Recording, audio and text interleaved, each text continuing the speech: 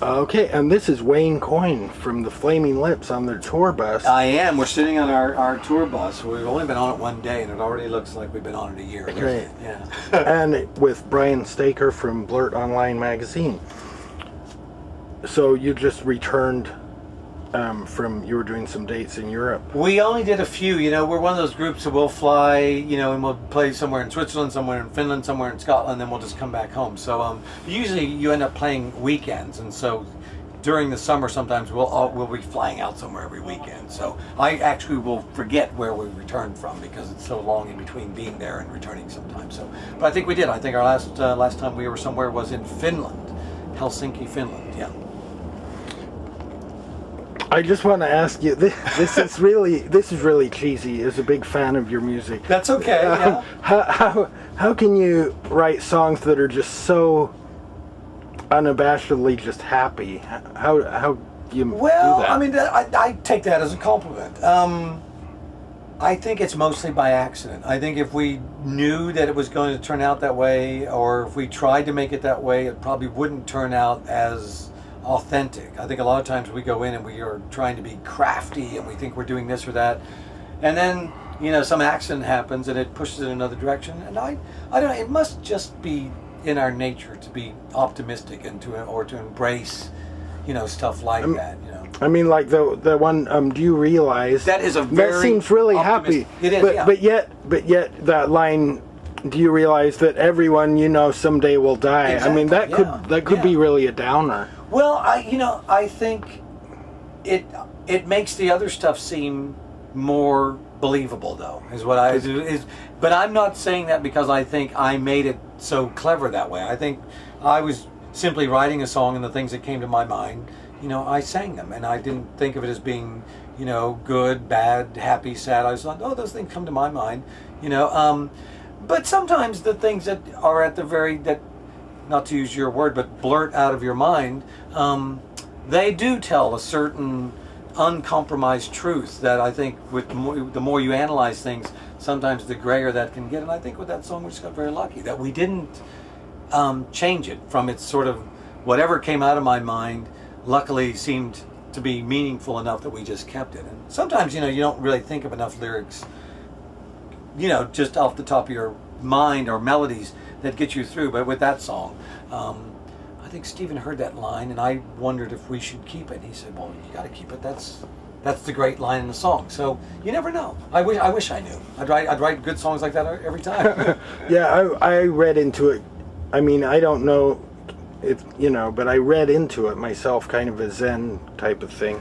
Well, I think that's the beauty of all music that has any kind of power, is that you can use your own experiences and your own coloring of your life that really gives the song all its meaning. And I think a song like Do You Realize it jumps around to some big universal themes of love and and death and what is happiness, what does it mean to you. So I could see where anybody who's having some some dilemmas with that could hear Do You Realize? I'm like, oh, Wayne's got the same dilemmas as I do. And I don't think people are listening necessarily to music and songs to get answers. Sometimes I think they're listening to music to know that the person who's singing the song thinks the same way they do. And I think there's some truth definitely in Do You Realize? And I ponder those things, but it comes across as optimistic.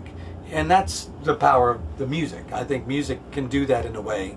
Whereas if I sat here and said, "Come on, you got to cheer up," it's not as, it doesn't do the same thing as. It doesn't have the same power. Yeah, and music has some abstract, magic that it does. And I don't think hopefully we'll never really understand it. We'll just enjoy it and not know why it works. Yeah, kind of mystery. But I've been a mystery fan. That's exactly that's a good word, because without the mystery you understand too much, and when the mystery without I don't know if you want to know everything. I know that's a good quality with music for sure. It's you just don't know why does it affect you. I know it's wonderful. Anyway, yeah. But as a fan from way back, I mean, your early stuff I found it really dark. We tried to be. I think we tried to be. We would sing about elements of our life that we thought were more disturbing or more unique or something. But I don't often know if it was all that successful. I mean, I think we tried to be like a lot of groups of the time, where we would be kind of confrontational and, you know, kind of cause a ruckus. But really, I don't think we could play a lot of other kinds of music till later on. I think we're lucky that the musicians that came into the group through, you know, especially in the early 90s, I think we were able to make more beautiful music. And so, you know, I think earlier on we probably were limited. I think in some ways it's easy, not maybe always easy, but for us it was easy to make sort of chaotic, noisy, dark music. But it was very hard to make, you know, beautiful music. Sometimes it does take skill and stuff to craft music to get to that level. You know? Yeah. And back in that day, I mean, it was kind of easy to follow. I mean, you weren't a follower, but I mean, that's what a lot of people were doing, and so.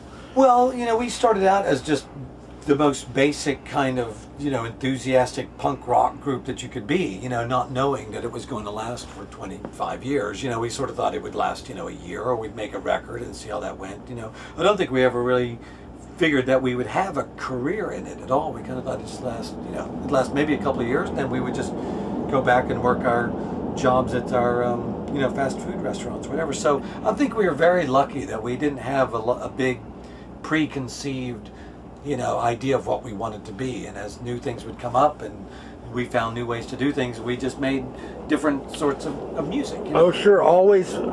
That's the amazing thing, Flaming Lips.